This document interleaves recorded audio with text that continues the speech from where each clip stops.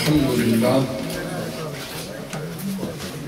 لله المبدئ المعيد الغني الحميد ذي العفو الواسع والعقاب الشديد من هداه فهو سعيد السديد ومن أضله فهو البعيد الدريد يعلم ما ظهر وما بطن وما خفي وما علم والصلاة والسلام على أشرف الأنبياء خاتم النبيين سيد المرسلين أنيس الغريبين راحة العاشقين مراد المشتاقين سيد العرب والعجم سيد الأولين والآخرين سيدنا وحبيبنا نبينا وكريمنا ومولانا محمد صلى الله عليه وسلم عبده ورسوله بالهدى ودين الحق رسوله.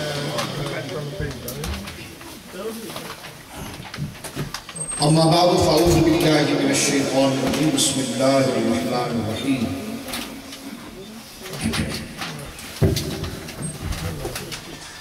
يا أيها النبي إنا أرسلناك شاهدا ومبشرا ونذيرا وداعيا إلى الله بإذنه وسراجا منيرا. وعن أبي هريرة رضي الله تعالى عنه قال النبي صلى الله عليه وسلم بعثت من خير قرون بني آدم قرنا فقرنا حتى كنت من القرن الذي كنت فيه متفق عليه أو كما قال عليه الصلاة والسلام. وعن عائشة رضي الله تعالى عنها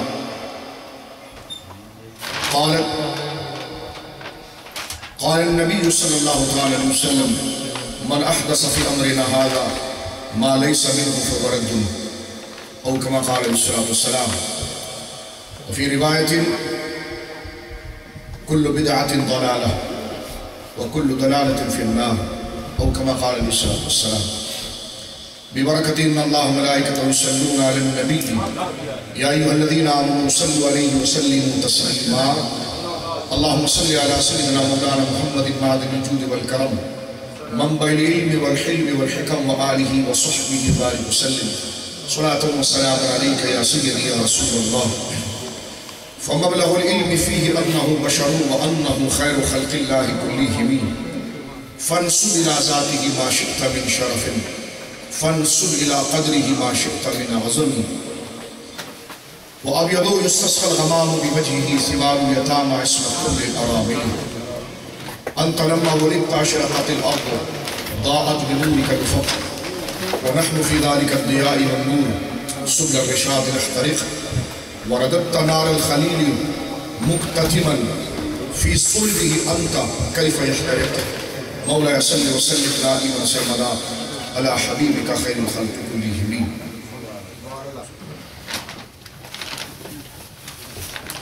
اللہ کی حمد و ثنا نبی کریم صاحب صدق کریم باعث تخلیق ارض و سما صلی اللہ علیہ وآلہ وصحبہ مبارک و سلمہ کی بارگاہ مقدسہ میں انتہائی محبت و عقیدت کے ساتھ و سلام پیش کرنے کے بعد تمام تعریف اللہ وحدہ لا شریک کے لیے ہے. میں بہت مشکور ہوں میرے بھائی قبلہ حضرت مولانا بشار شازی صاحب اللہ دعوت برکات ناریہ کا اور بقیت السلف ناز الخلف حضرت علامہ مولانا سید صفدر شاہ صاحب قبلہ دعوت برکات العالیہ یادگار اسلاف حضرت قبلہ مولانا مشتاق نقشبندی صاحب قبلہ دعوت برکات العالیہ حضرت علامہ مولانا شہباز صاحب چشتی قبلہ دعوت برکات العالیہ دیگر علماء کاملین من المہدیین اور حضران محفل. مجھ سے قبل آپ نے یقیناً ایک بہت پراسر خطاب بھی سماعت کیا ہے اور گفتگو بڑی مبارک علیہ السلام کی عظمت و شان کے حوالے سے آپ نے ہمارے بزرگ سے سماعت کی ہے. میرے بعد بھی شاید ان علماء کرام کچھ باتیں ذکر کریں گے. نعت خوانی بھی آپ نے منظوم انداز میں حضور علیہ السلام کی عظمت کو سماعت کیا کیونکہ 12 ربیع الاول شریف جو ہے خصوصیت کے ساتھ حضور علیہ السلام کی پیدائش کا مہینہ ہے حضور کی ولادت کا مہینہ ہے اور حضور علیہ السلام کی مولود رسول اور حضور کے میلاد پر گفتگو کرنا یہ ایک بہت وسیع موضوع ہے. موضوع وسیع ہونے سے مراد یہ ہے کہ اس پر گفتگو نہیں بلکہ دلائل اتنے ہیں کہ ایک نصیحت اس کا احاطہ نہیں کر سکتی. اس لیے میں تقریباً مجھے 3-4 دن ہوئے ہیں، میرے کچھ ساتھی یہاں پر موجود ہیں، قبلہ صوفی مشتاق صاحب بھی پروگرام میں میرے ساتھ ہیں۔ مختلف پروگراموں میں میں نے یہ کوشش کی ہے کہ ہمارے اکابر، ہمارے اسلاف نے جو ہمارے ایمان کے تحفظ کے لیے جو باتیں لکھی ہیں اس کو مختلف نشستوں میں اس کا اعادہ نہ ہو بلکہ اس کی مختلف جہتیں بیان کی ہیں۔ میں نے گزشتہ کل کی نشست میں بھی اپنے بھائی قبلہ حضرت علامہ مولانا ڈاکٹر سید شہزاد مصطفیٰ قبلہ دعوت برکاتہ العالیہ کی مسجد میں نے صرف اس بات کو ذکر کیا تھا کہ حضور علیہ السلام کے ذکر کے آداب کیا ہیں،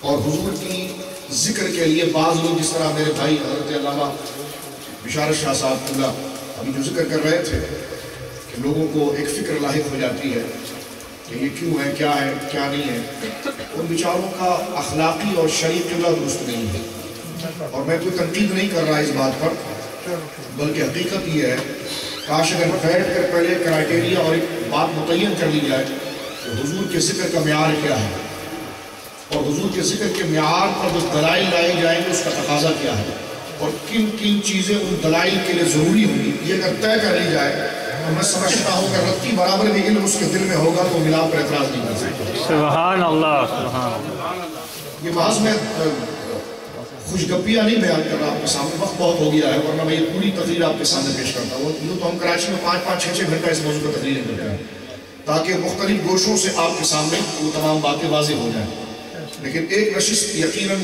یہ طوالت پکڑ چکی ہے تو میں چند باتیں ہی اس حوالے سے میرا شریک حوالے سے کر دوں گا۔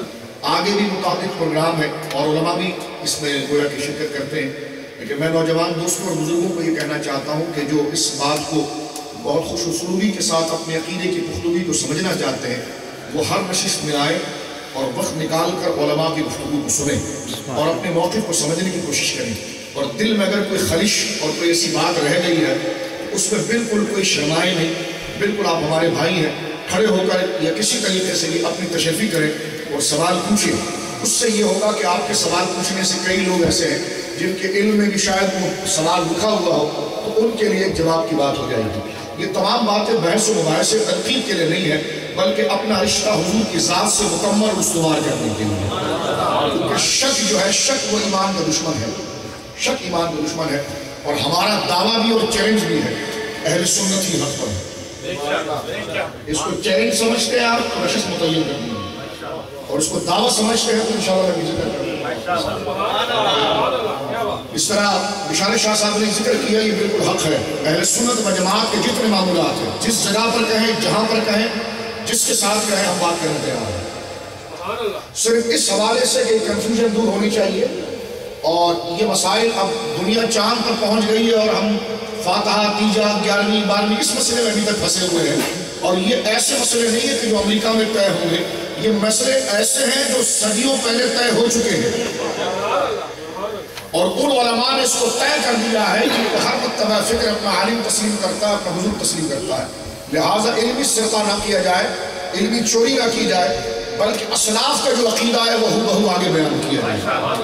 کیونکہ ہم نماز میں بھی دعا یہ کرتے ہیں صراط الذین انعمت علیہم، یا اللہ ہمیں چلا ان کے راستے پر جن پر انعام ہوا ہے، لہٰذا نئے نرالے جوکروں کے پیچھے جانے کی ضرورت نہیں ہے، جو مسئلے اولیاء نے طے کر لیے ہیں، اب ہمارا کام یہ ہے کہ وہ انعمت علیہم ہے، وہ عقیدہ رکھ کر وہ جنتی ہوئے ہیں، اور الحمدللہ وہ عقیدہ رکھ کر ہم بھی جنتی ہیں، جنت سے باہر نہیں ہوں گے۔ لہٰذا یہ سارے مسائل طے ہیں، اس کو بحث و مباحثہ بنانے کی ضرورت نہیں ہے۔ ایک بات یہ حضور علیہ السلام کے میلاد کا مہینہ ہے، اور یہ ہمیشہ سے میرے دوستوں اہل ایمان کا طریقہ رہا ہے، اور یہ ہمیشہ سے اہل ایمان کا یہ طریقہ رہا ہے کہ وہ حضور علیہ السلام کی جب تعریف اور توصیف کرتے ہیں، ادھر تو مجھے سنیے گا، چند میں قیمتی جملے بزرگوں کا عرض کر رہا ہوں، میری زبان قیمتی نہیں ہے لیکن جن کی بات میں پڑھ رہا ہوں بڑی قیمتی ہے۔ سبحان اللہ، سبحان اللہ۔ کہ یہ ہمیشہ سے اہل ایمان کا طریقہ رہا ہے کہ جب حضور کی عظمت کو بیان کرتے ہیں تو حضور کی عظمت کے لیے نکھرے ہوئے سترے شائستہ مختلف جہتوں سے، المختصر تعظیم کے مختلف زاویوں سے حضور علیہ السلام کی تعریف اور توصیف کے لیے الفاظ کا انتخاب کرتے ہیں، اور کوئی کہتا ہے کہ جی ہمیں تو جناب جو ہے وہ تعریف ہی نہیں آتی ہے، بس حضور علیہ السلام کے لیے تعریف کے کیا تقاضے ہیں؟ لیکن اگر آپ صرف قرآن مجید کا میرا مطالعہ کریں، قرآن کریم میں جہاں پر آپ کو قل انما انا بشر کہہ کر آپ سے عدم الوہیت کے اعتبار سے آپ کو بشر کہا ہے، وہیں پر آپ کے چہرے کو والضحیٰ کہہ کر بھی خطاب کیا ہے، وہیں پر آپ کی زلفوں کو، قرآن کتاب ہدایت ہے، اس میں رسول کے چہرے کے ذکر کا کیا فائدہ؟ قرآن کتاب ہدایت ہے، تعلیم ہے، اس میں رسول کی زلفوں کو کیوں بیان کیا گیا؟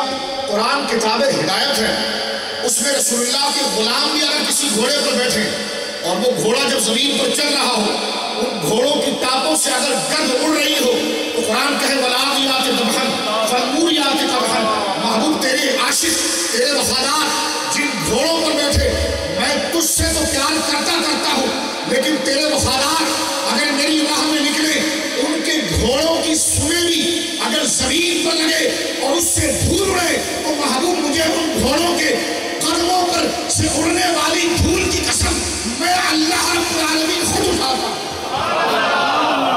میں کہتا ہوں یہ انداز قدرت نے حضور کی تعریف کا ذکر کیا ہے، یہ انداز حضور کی تعریف کا قدرت نے ذکر کیا ہے۔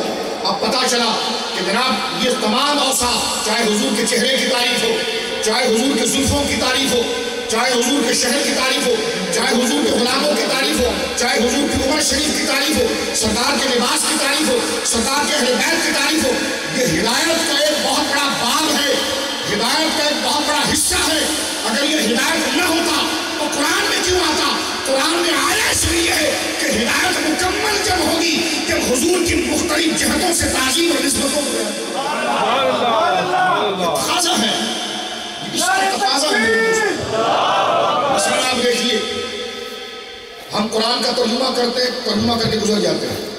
شاہ عبدالعزیز صاحب کے آپ سے تفسیر اٹھائیے، تفسیر عزیزی شریف، امام اہل سنت ہے، ہر مکتبہ فکر کا شخص ان کو قبول کرتا ہے، اور جتنے یہ اختلاف جو ہوتے ہیں نا کہ جناب آپ کوئی کہے میں فلانے کی نہیں مان رہا، فلانے کی نہیں مان رہا، فلانے کی نہیں مان رہا، تو آپ اس بات کو میرے دوست کو بڑی اچھی طرح سے سمجھتے ہیں کہ جب دو آدمی میں لڑائی ہو جائے تو تیسرا اگر صلح کرانے آتا ہے تو وہ یہ کہتا بھائی آپ دونوں کسی کو حکم بنا دو، تم دونوں کسی ایسے بندے کو حکم بنا دو جس کو دونوں مانتے ہو۔ یہ بالکل سمجھداری کی بات ہے، ٹھیک ہے۔ اب لہٰذا اس طرح اگر دو بھائیوں میں لڑائی ہو جائے، اس بات کو مثال نہیں پیش کرنا، کیونکہ بھائی وہی ہو سکتا ہے جو حضور علیہ السلام کا وفادار ہو، لیکن ایک بات آپ کے سامنے کر رہا ہوں کہ دو بھائیوں میں اگر لڑائی ہو جائے تو سمجھداری یہ ہوتی ہے کہ بھائی تمہارے والد یہ کہا کرتے تم تسلیم کرو، تمہارے تایا یہ کہا کرتے تھے تم اس کو تسلیم کرو، تمہارے بڑے یہ کہا کرتے تھے تم اس کو تسلیم کرو۔ کہنے کا مقصد یہ ہے کہ جب کسی نقطہ نظر پر اختلاف ہو جاتا ہے تو پھر ایسے شخص کو حکم بنایا جاتا ہے کہ دونوں کی نظروں میں اس کی قدر و قیمت ہو۔ لہٰذا ہمارے جتنے مذہبی مدارس ہیں، جتنے بھی تعلیمی ادارے ہیں جس سے دین کی بات پہنچتی ہے، ان میں چند شخصیات ایسی ہیں کہ جس پر کلام کیا گیا ہے، کلام سے مراد کسی نے اس کو قبول نہیں کیا اور انہوں نے ان کو قبول نہیں کیا، لیکن تھوڑا سا اگر ہم آگے چلتے ہیں تو چند شخصیات ایسی آ جاتی ہیں جس پر ساری امت جمع ہو جاتی ہے، ساری امت جمع ہو جاتی ہے، اور اس طرف والے لوگ ہوں وہ بھی انہیں جنتی کہتے ہیں، اس والے لوگ ہوں وہ بھی جنتی کہتے ہیں، تو پھر اختلاف ختم ہونا چاہیے۔ سوال ہم کریں، جواب ان کی کتابوں میں لکھا ہوا ہے، اگر ان کی کتاب میں جو جواب لکھا ہے وہ میں بھی تسلیم کروں، آپ بھی تسلیم کریں۔ کیوں؟ اس لیے کہ ان کے عقیدے اچھے تھے، اس لیے تو آپ ان کو رحمت اللہ علیہ کہتے ہیں۔ جس کا عقیدہ خراب ہو وہ رحمت اللہ علیہ کہلانے کا مصداق کیسے ہو سکتا ہے، وہ جنتی کیسے ہو سکتا ہے؟ تو آئیے ہم دونوں مل کر ایسے علماء کو ڈھونڈیں، ایسے مشائخ کو ڈھونڈیں جس کو آپ بھی جنتی کہیں، میں بھی جنتی کہوں، اور بندہ جنتی بنتا ہے عقیدے کی وجہ سے۔ اس کی کتاب کھول کے دیکھا جائے، جو اس کا عقیدہ ہو اس کو تم بھی تسلیم کرو، میں بھی تسلیم کروں، اور اختلاف ختم، اختلاف ختم۔ ایک واضح بات ہے، کیونکہ ظاہر سی بات ہے جس عقیدے کو حاصل کر کے وہ جنتی ہوئے ہیں، جس بات پر ایمان لا کر وہ جنتی ہوئے ہیں، اس بات پر ایمان لا کر میں جنت سے باہر کیسے ہو سکتا ہوں؟ ٹھیک ہے۔ حضرت شاہ عبدالعزیز محدث دہلوی رحمۃ اللہ علیہ، شاہ ولی اللہ محدث دہلوی کے صاحبزادے ہیں، بڑے صغیر کی ممتاز شخصیت ہے، میری سند حدیث میں بھی ان کا نام آتا ہے، یہاں پر کئی علماء ان کی سند حدیث میں بھی نام آتا ہے، بیرہ شریف کے لوگ موجود ہیں ان کی سند میں بھی آتا ہے سعود فاضل کے حوالے سے، دیگر اور لوگ ہیں ان کی سند میں بھی آتا ہے، میری سند میں صرف پڑھ دیتا ہوں آپ کے سامنے۔ دیکھیے میرا نام سید مظفر شاہ ہے، میرے استاد جو سند حدیث میں میرے استاد ہیں شیخ الحدیث علامہ اسماعیل صاحب، ان کے استاد ہیں شیخ الحدیث اور تفسیر عبدالمصطفیٰ ازہری صاحب، ان کے استاد ہیں سرکار مفتی اعظم مولانا مصطفیٰ رضا خان صاحب، ان کے استاد ہیں مولانا احمد رضا خان فاضل بریلوی رحمۃ اللہ علیہ، ان کے استاد ہیں شاہ رسول مہریوی رحمۃ اللہ علیہ، اور ان کے استاد ہیں امام اہل سنت شاہ عبدالعزیز محدث رضی اللہ۔ وہ حضرات اگر پڑھیں گے تو وہ رشید احمد گنگوہی تک پہنچیں گے، اس کے بعد وہ اسحاق دہلوی پر پہنچیں گے، اور اسحاق دہلوی سے وہ پہنچیں گے شاہ عبدالعزیز کے پاس، یعنی مختلف شاخیں آ کر جس ایک بندے پر جمع ہو جاتی ہے، اور وہ شاخ سیدھا مدینے جاتی ہے، وہ حضرت شاہ عبدالعزیز محدث رضی اللہ۔ اب اگر غیر مقلد اہل حدیث حضرات ہوں تو وہ نواب صدیق حسن خان بھوپالی کی طرف آئیں گے، ٹھیک ہے، یا وحید الزمان حیدرآبادی کی طرف آئیں گے۔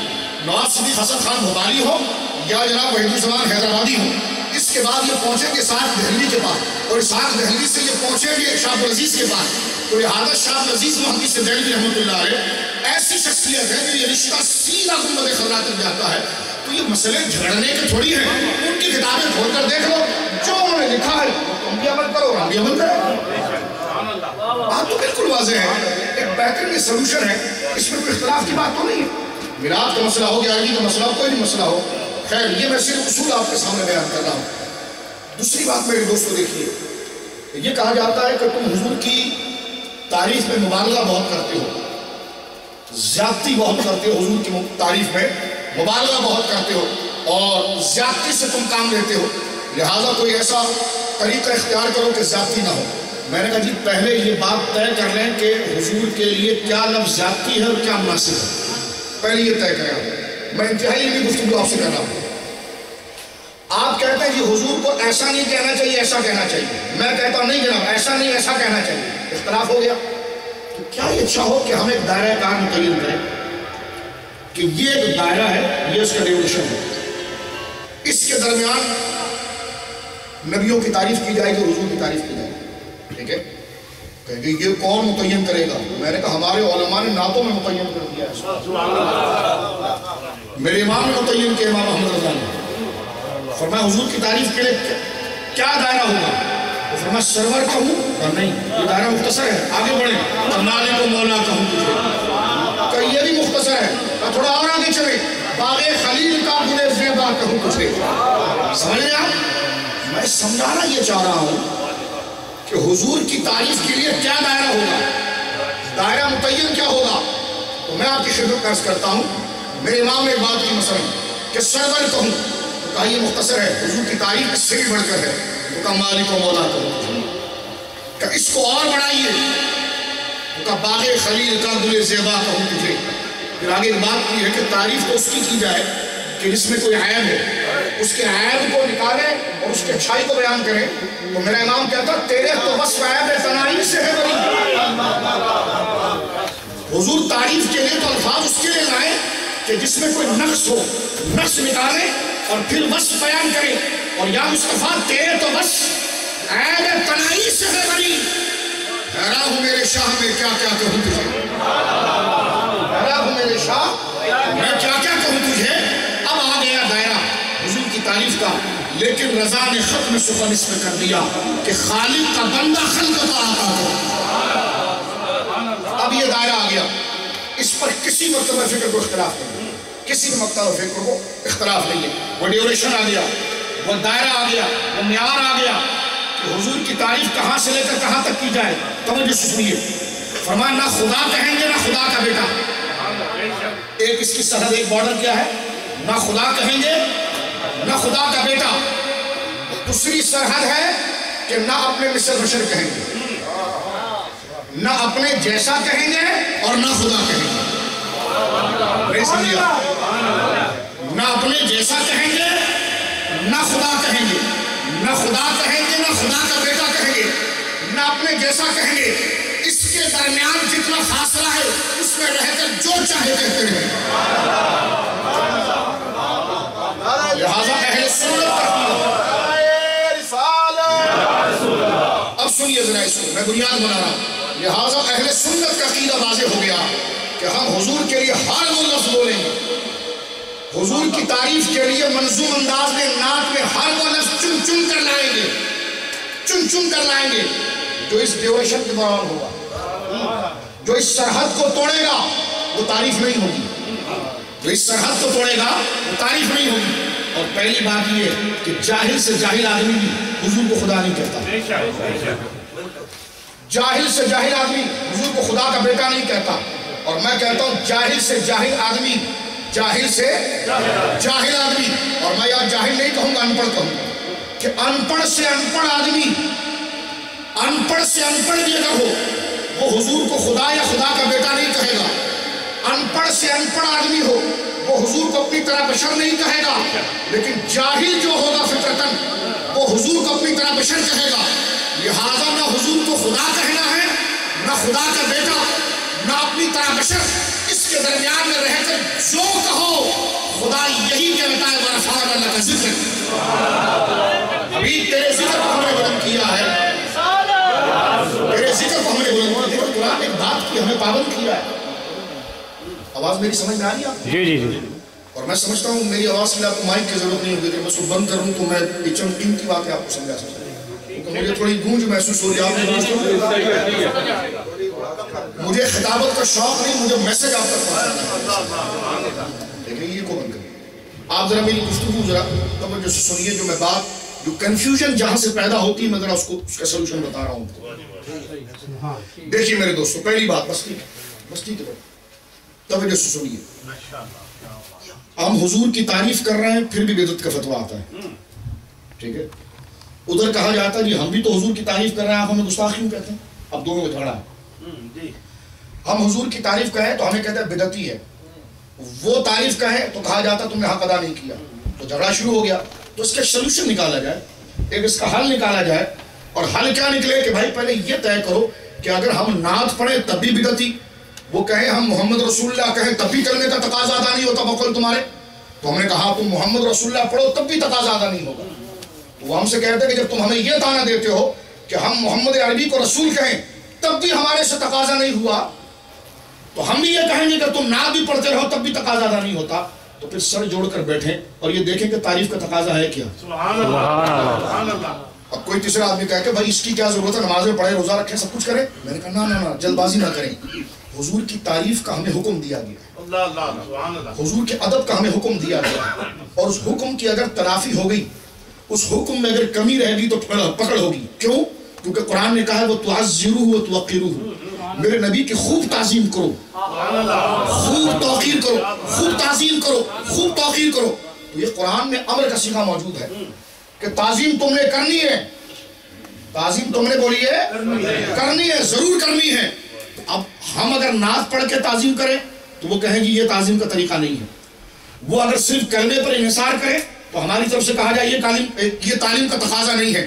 اب دونوں پریشان ہیں، دونوں طرف کے لوگ پریشان ہیں کہ جناب پھر تعظیم کا ہمیں حکم دیا گیا ہے، توقیر کا ہمیں حکم دیا گیا ہے، درود و سلام پڑھنے کا، ذکر کرنے کا ہمیں حکم دیا گیا ہے. تو اس کا دائرہ کار کیا ہوگا؟ تو پہلی چیز تو یہ متعین کریں گے ہم کہ دائرہ کار یہ ہوگا کہ تعریف یہاں تک کریں گے کہ خدا نہ کہیں. تعریف یہاں تک کریں گے کہ خدا نہ کہیں، تعریف یہاں تک کریں گے کہ خدا کا بیٹا نہ کہیں. اور نبی کی سیرت کی طرف اگر ایک ہے فضائل اور ایک ہے سیرت، ایک ہے فضیلت اور ایک ہے سیرت، ایک ہے تعظیم ہے اور ایک سیرت. سیرت حضور کی پریکٹیکل لائف ہے، ٹھیک ہے، اور اس میں جو حضور کا سٹیٹس اور درجہ ہے یہ فضیلت ہے. تو فضیلت میں اتنا بڑھائیں گے ہم جہاں تک اجازت ہے کہ خدا نہ کہا جائے. فضیلت میں ہم اتنا بڑھائیں گے کہ خدا نہ کہا جائے، اور سیرت کو اتنے اعتدال میں رکھیں گے کہ اپنی طرح نہ کہا جائے. سبحان اللہ، سبحان اللہ. ٹھیک ہے، یہ ایک دائرہ کار ہے کہ فضیلت میں ہم اتنا بڑھائیں گے کہ خدا نہ کہا جائے، اور سیرت اور حضور کے عمل پر کہ سیرت کانفرنس، سیرت کانفرنس، سیرت کانفرنس. میں نے کہا سیرت تو بائیوگرافی ہوتی ہے اور بغیر برد کے وہ پیدا ہی نہیں ہو سکتی. سیرت تو بغیر میلاد کو ہو ہی نہیں سکتی. سیرت تو جب ہوگی جب میلاد کو تسلیم کیا جائے. کسی شخص کی عملی لائف کو جب ہم فالو کریں گے، جب اس کی پیدائش بھی ہو، تو اہل سنت وہ ہے جو سیرت کے منکر نہیں لیکن سسٹم کا تقاضا کرتے ہیں اور یہ کہتے ہیں کہ سیرت بعد میں ہے، میلاد پہلے ہے. پہلے آنے کی خوشی مناؤ تاکہ اسٹیٹس واضح ہو جائے، پھر سیرت کو مناؤ. یہ فضیلت بتائے گی کہ یہ تمہاری طرح نہیں ہے، اور سیرت بتائے گی کہ یہ خدا نہیں ہے. سبحان اللہ، سبحان اللہ.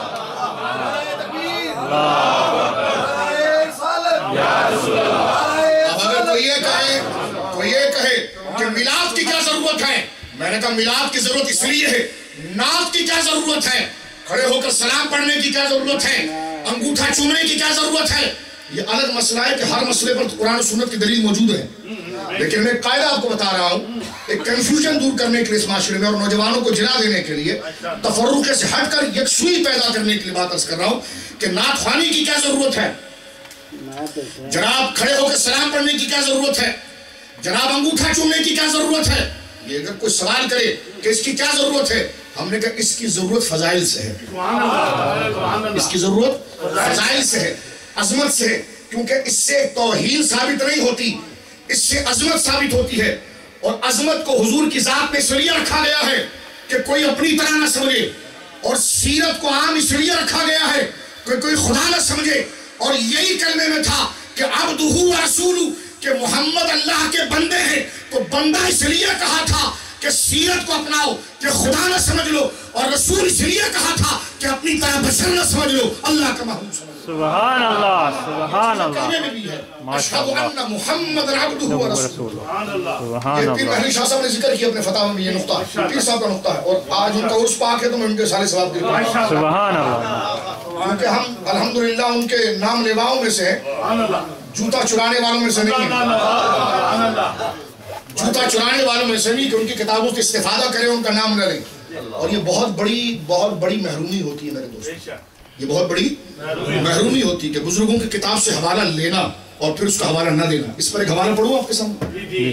اس لیے علماء پر یہ لازم ہوتا ہے کہ جس کا ریفرنس وہ لے رہے ہیں، جس کتاب سے وہ کشید کر رہے ہیں، اس کا نام و ذکر کریں. مثال کے طور پر ایک مثال میں آپ کو دوں. امام اہل سنت شاہ عبدالعزیز محدث دہلوی نے کتاب لکھی بستان المحدثین. بستان المحدثین میں حضرت شاہ عبدالعزیز صاحب محدث دہلوی لکھتے ہیں کہ امام جلال الدین سیوطی رحمۃ اللہ علیہ، کون امام جلال الدین سیوطی رحمۃ اللہ علیہ 9ویں صدی ہجری کے مجدد ہیں. 911 ہجری آپ کا وصال ہے. اتنے بڑے اللہ کے ولی ہیں کہ ہم علماء دیوبند بھی اس بات کے قائل ہیں کہ 75 دفعہ انہیں جاگتے ہوئے حضور کو اپنی آنکھوں سے دیکھا. سبحان اللہ، سبحان اللہ. یہ انور شاہ کشمیری صاحب نے جو فیض الباری شرح بخاری لکھی ہے، اس کے اندر مقدمے کے اندر اس بات کو ذکر کیا ہے کہ حضرت قبلہ امام جلال الدین سیوطی رحمۃ اللہ علیہ نے 22 دفعہ زیارت کی ہے. اور آپ کی جو جنات پر لکھی ہوئی کتاب ہے لقمۃ المرجان، اس کے ترجمے کی اور تخریج کی ان حضرات نے کی ہے.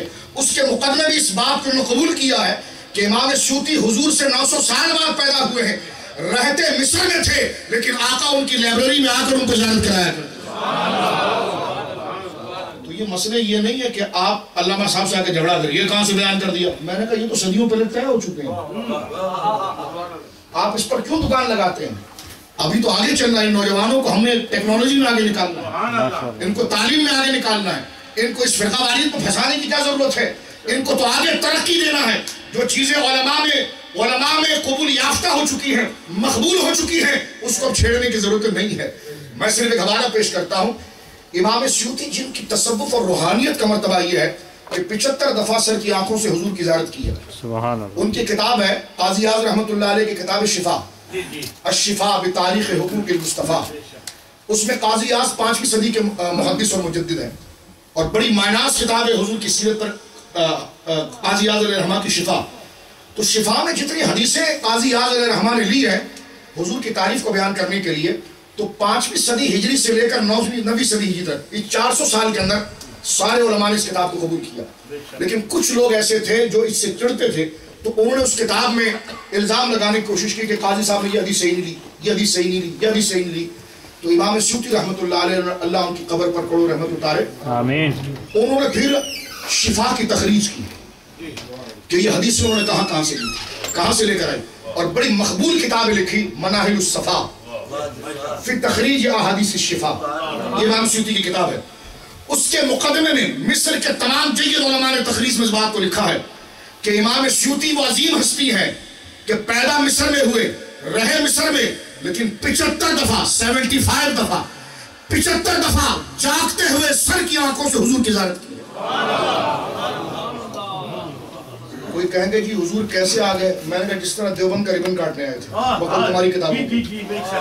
تو جب آپ کے مدرسے کا ربن کٹنا ہو تو حضور آ جائیں تو شرک نہیں.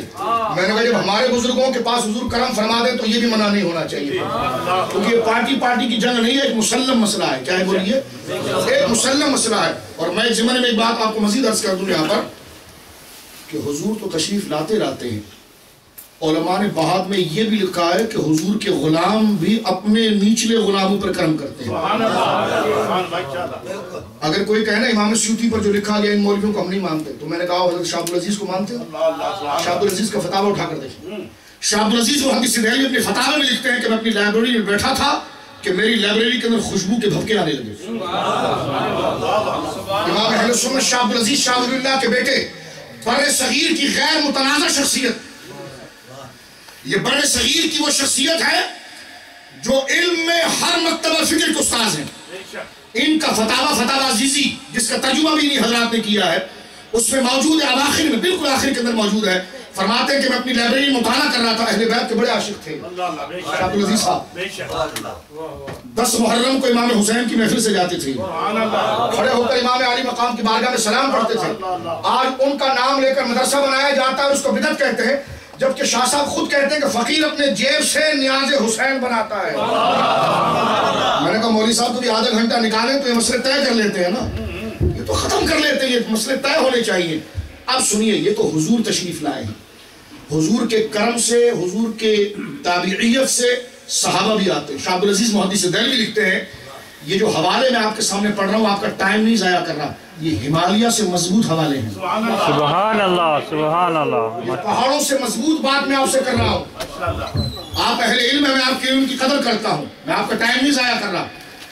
میں بہت ذمہ داری کے ساتھ جو حوالے, جو ریفرنس آپ کے سامنے پیش کر رہا ہوں, پہاڑ تو ہل سکتا ہے, ان حوالوں کو کوئی نہیں ہلا سکتا. اس لیے کہ جو اہل علم ہے وہ دلیلوں کی, ایویڈنس اور دلائل کی قدر کرتے ہیں اور دلائل کو دیکھ کر چلتے ہیں. تو یہ اہل علم کی محفل, اس لیے میں بات آپ کے سامنے کر رہا ہوں. شاہ عبدالعزیز محدث دہلوی کہتے ہیں, ذرا دل تھام کے بیٹھیے گا میں کیا حوالہ پڑھ رہا ہوں آپ کے سامنے.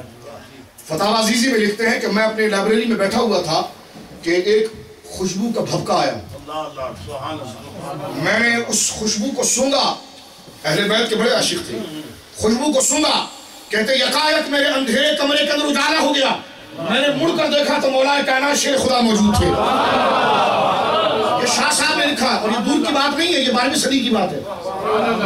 یہ 12ویں صدی کی بات ہے, 200 سال پرانی بات ہے. 200-250 سال, امام احمد رضا کی پیدائش سے تقریباً 50 سال پرانی بات پڑھ رہا ہوں آپ کے سامنے.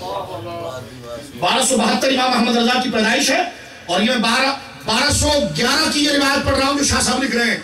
50 سال کے لگ بھگ کا فرق ہے. کہتے ہیں کہ میری لائبریری دہلی کے اندر حضرت علی شیر خدا تشریف لائے. کہتے ہیں فقیر ان کے قدموں میں بیٹھ گیا اور کہا حضور مجھے سلسلہ قادریہ میں مرید کریں. کہتے ہیں کہ حضرت مولا علی نے مجھے سلسلہ قادریہ میں مرید کیا. شاہ صاحب کہتے ہیں کہ میں نے پھر مولا علی کی شان میں عرض کی کہ حضور کوئی ایسا وظیفہ بتائیں جو آپ نے خیبر کے دن, جو خیبر کا دروازہ اکھیڑا تھا, اس وظیفے کی جھلک مجھے دے دیں. اے عبدالعزیز, آپ کی قبر پر اللہ کروڑ رحمت پائے. مانگا تو کیا مانگا. فرماتے ہیں میں نے مولا علی سے کہا کہ حضور مجھے وہ وظیفہ بتائیے, وہ عمل بتائیے جس کی وجہ سے آپ کو یہ شان و شوکت حاصل ہوئی. فرمایا کیا عبدالعزیز؟ کہنے لگے حضور وہ جو آپ نے خیبر کا دروازہ اکھیڑا تھا اس میں آپ کے پاس وظیفہ کیا تھا؟ فرمایا پیارے سر اپنا قریب لا. فرمایا سر میرا قریب کیا اور میرے کان میں کہا لا حول ولا قوت الا باللہ العلی العظیم. فرمایا یہ عرش کی کنجی ہے, اس کو پکڑ لے, ہر مشکل خدا تیرے لیے آسان کرے.